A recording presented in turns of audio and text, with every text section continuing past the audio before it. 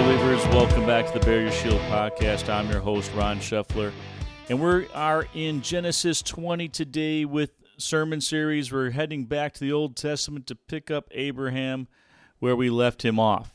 Probably out there wandering around in the desert somewhere. But we're here to pick him up and continue on in his story. Last we left off, Sodom and Gomorrah were wiped out. Lot's wife turned into a pillar of salt, and Abraham had bargained for lives with the Lord. And now he left the Oaks of Mamre area, perhaps to get away from the area of destruction, or perhaps for better grazing for his flocks. So here we go in Genesis chapter 20. We're going to read the whole chapter.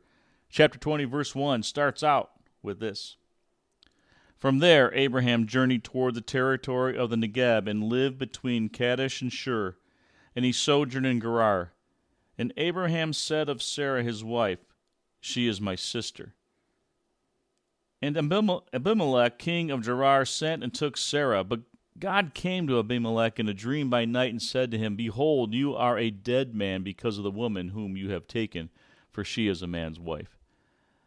Now Abimelech had not approached her. So he said, "Lord, will you kill an innocent people? Did he not himself say to me, she is my sister? And she herself said, he is my brother. In the integrity of my heart and the innocence of my hands I have done this." Then God said to him in the dream, "Yes, I know that you have done this in the integrity of your heart, and it was I who kept you from sinning against me. Therefore I did not let you touch her. Now then return the man's wife, for he is a prophet, so that he will pray for you, and you shall live. But if you do not return her, know that you shall surely die, you and all who are yours." So Abimelech rose early in the morning and called all his servants and told them all these things. And the men were very much afraid. Then Abimelech called Abraham and said to him, "What have you done to us? And how have I sinned against you? You have brought on me and my kingdom a great sin. You have done to me things that ought not to be done." And Abimelech said to Abraham, "What did you see that you did this thing?" Abraham said, "I did it because I thought, there is no fear of God at all in this place, and they will kill me because of my wife. Besides, she is indeed my sister, the daughter of my father, though not the daughter of my mother, and she became my wife. And when God caused me to wander from my father's house, I said to her, this is the kindness you must do to me at every place to which we come. Say of me, he is my brother." Then Abimelech took sheep and oxen, and male servants and female servants, and gave them to Abraham, and returned Sarah his wife to him. And Abimelech said, "Behold, my land is before you. Dwell where it pleases you." To Sarah he said, "Behold, I have given your brother 1,000 pieces of silver. It is a sign of your innocence in the eyes of all who are with you, and before everyone you are vindicated." Then Abraham prayed to God, and God healed Abimelech, and also healed his wife and female slaves, so that they bore children. For the Lord had closed all the wombs of the house of Abimelech because of Sarah, Abraham's wife. Okay, so let's kind of recap here. Abraham heads out in a southeast direction, sets up his tent in the land of the Philistines, and more specifically in the land of Gerar, and into the territory of King Abimelech. But here we go again. Just like in Egypt, Abraham tells the person in charge that Sarah is his sister, which is kind of true, being that she's a half-sister, but also a true lie, as she is most definitely his wife. Remember that Abraham tells the same lie back in chapter 12, but that was in Egypt. Abraham has this serious lof attack. Not laugh attack, lof, L-O-F, a lack of faith. And he created this potential threat to the promised blessings that God gave him. Now I say potential because God isn't going to let something sinful happen here to Sarah and screw up his own promise, no way. But what's a bit mysterious to me here is that Sarah is taken by the king.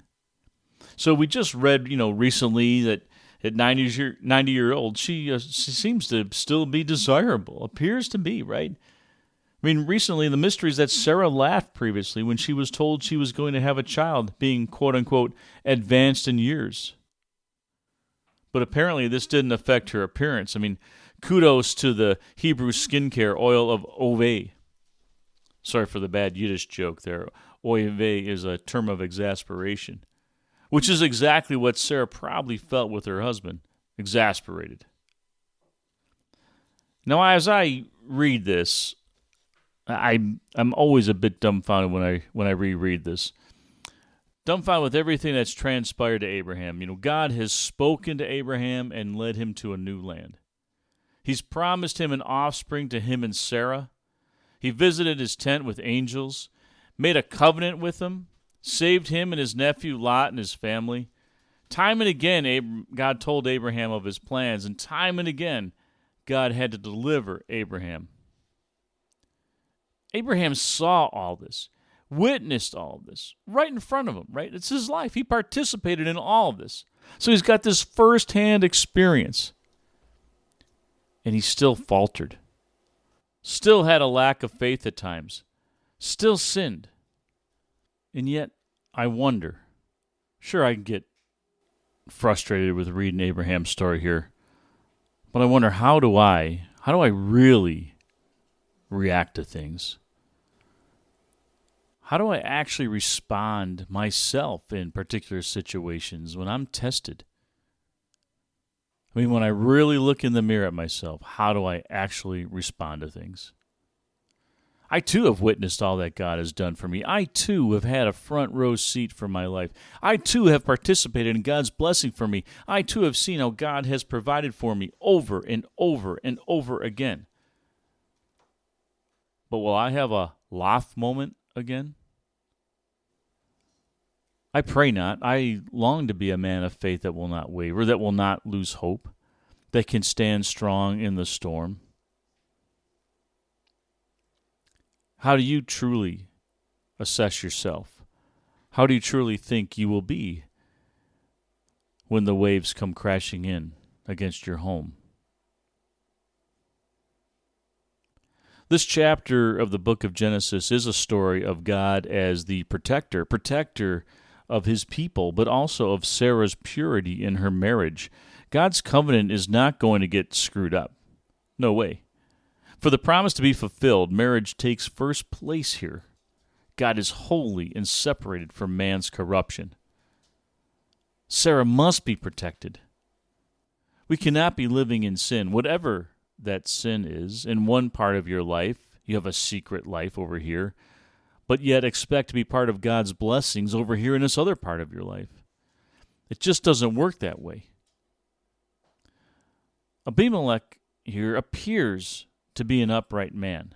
Right? God comes to him in a dream. Abimelech pleads to God, saying he didn't do anything wrong willingly. He even says, "In the integrity of my heart and in the innocence of my hands, I have done this." I mean, this guy realizes he's talking to God, calls him Lord, and pleads his case. He can't lie here. So I think this guy has some solid standards. It's interesting to note here, too, that back in chapter 18, Abraham asked God if there are righteous people in Sodom, would he spare the city? So Abraham's trying to intercede for the people back then. Now this appears again, but the roles have swapped, right? King Abimelech asks if God would destroy an innocent people. There is a bit of wordplay here for certain. And this would certainly mean something to Abraham. God gives the king a warning. Return the man's wife. He's a prophet. Fun fact, this is the first time that word is used in the Old Testament, the word prophet. Now, Abimelech rises early in the morning, and I don't know how that dude fell back asleep, quite honestly. I would have been jumping out of bed. I would have got dressed, threw on my socks, and woke up the whole house pronto. I don't know how he fell back asleep. It would have been on my mind. I would have been tossing and turning if I didn't get out of bed. I would have felt like, maybe it would have been like a scene in one of those old Western movies when the wagon trains needed to circle up because the Indians were attacking, right? Can't you see the scene? You're going through the prairie, and you can see the Indians on the horses kind of following along the wagon train, and then the wagon train, they start getting all this activity and circling the wagons up. I think in my head I would have been shouting and telling everybody, get those wagon trains circled up, collect the sheep and oxen, get the male and female servants together. We got to make a giant gift to this prophet guy. Grab 1,000 pieces of silver in a bag. Get the children in the basement, shoot out the fireworks, and get that woman out of here. God designed marriage to be a covenant. No third parties here. He made Abraham and Sarah to be one. They will produce the godly seed. This is part of the covenant. God protects. Abimelech kind of lays into him too, right? Looks at Abraham and he's like, look, man, this huge guilt was thrown upon us because of your lie. God came to me in a dream. That's how bad this could have gone. And Abraham's response is pretty weak here, and he has a couple of excuses, right? He's just weak, and he says, well, I thought there's no fear of God in this place. That's incorrect. He judged the people incorrectly. The people of the land were afraid after what Abimelech told them, so the people had to be fairly righteous. And we've already established that Abraham appears to have a lack of faith. Both men make amends, though. Abimelech with all the abundant gifts, Abraham with his prayers for Abimelech. God opened the wombs of the women in the land, showing how just of a God he really is. Creating or preventing creation. God is in control. Because Abraham was weak in this instance, God intervenes. He prevented the destruction of Abraham's and Sarah's marriage by adultery, and so the promise continues. Listeners, God is willing to intervene in your life, to help you through your troubles when you lack faith. He will guide you. He will provide a way to him. Give him your grief. Give him your pain, your indecisions, your life. Nothing is too small or too big for God. Seek after him and witness the change that comes upon you by following him in understanding who Jesus is and what he really did on that cross. Listeners, thanks for tuning in. And until next time, Godspeed and bear your shield.